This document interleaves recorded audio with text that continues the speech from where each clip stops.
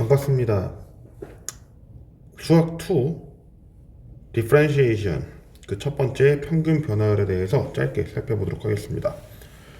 이번 영상에서 미분에서는 제가 하나의 내용을 언급할 때마다 5분에서 7분 사이의 영상으로 제작을 할 거라는 점을 말씀드립니다. 새로운 컨텐츠라고 생각하지 마시고 제가 이제 발표하게 되는 내용을 여러분들이 개념을 통해서 습득하는 방법으로 많이 이뤄 나갔으면 합니다. 그럼 첫 번째 내용 평균 변화율을 시작하겠습니다. 우리는 평균 변화율을 알기 위해서는 변화량을 알아야 합니다. 먼저 등장하는 변화량에 대해서 살펴보도록 하겠습니다. 변화량은 우리가 증분이라는 표현을 통해서 언급이 되는데, 이 증분은 델타라고 하는 기호를 사용합니다. 델타. 그래서 x의 증분이다 라고 하는 것은 x의 변화량을 의미하고, 이 변화량에 대한 기호로서 델타 x라고 표시를 하게 됩니다. y도 마찬가지가 되겠죠. y의 증분은 y의 변화량이고 결국 델타 y다 라고 이야기를 하게 될 것입니다. 그런데 우리는 함수 y는 fx를 제공하기 때문에 이 fx를 제공하는 것에 따라서 이는 델타 f 오브 x다 라고 이야기를 할 수도 있습니다. 그러면 이 내용은 대체 무엇일까요? 라고 물어보면 다음과 같이 이야기할 수 있습니다. 우리는 그래프를 그리기 위해서 이렇게 x축과 y축이 존재하는 내용으로서 그림을 그려보도록 하겠습니다. 그러면 교점은 0이 되겠죠. 그랬을 때 어떠한 함수 하나를 그려보겠습니다. 이러한 함수 하나를 그려볼 거고요. 이를 우리는 y는 fx다라고 이야기하겠습니다. 그러면 이 상황에서 두 점을 찍습니다. 두 점을 찍었을 때 나타나는 x축과의 교점을 x1, x2라고 해보겠습니다.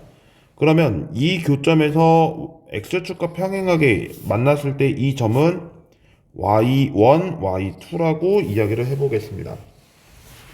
그렇다면 이 좌표는 x1, y1이 될 것이고 위에는 x2, y2가 될 것입니다.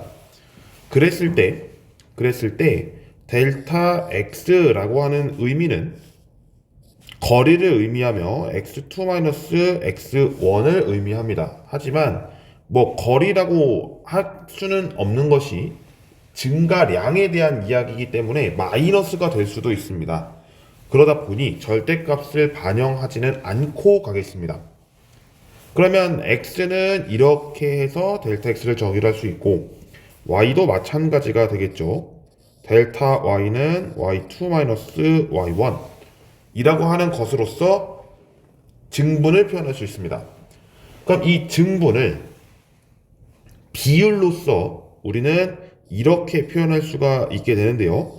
델타 x분의 델타 y라고 하는 이 기호의 식을 통해 x2-x1분의 y2-y1 그리고 이 내용은 fx2-fx1을 x2-x1으로 나눈 값이다 라고 할 수 있고, x2에 대한 기준점을 보면 이렇게 는 것이기 때문에 이 늘은 내용을 델타 x라고 정의를 했고, 이 x1에 대한 내용을 a라고 한다면 x2는 a 더하기 델타 x가 될 것입니다.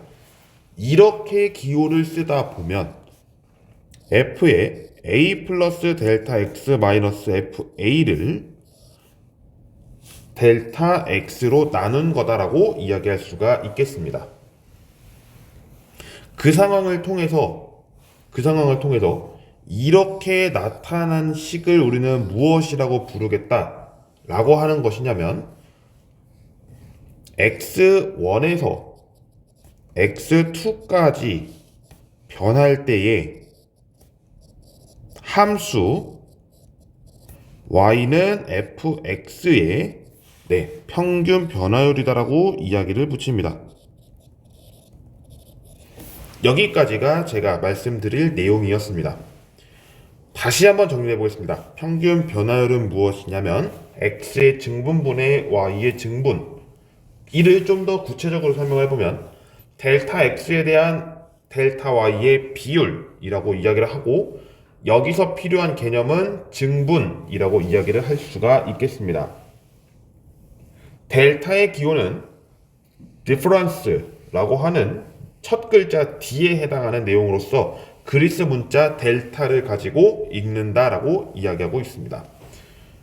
그럼 오늘 설명은 여기까지 진행하도록 하고요. 다음 시간에 순간 변화율에 대한 이야기를 해보도록 하겠습니다.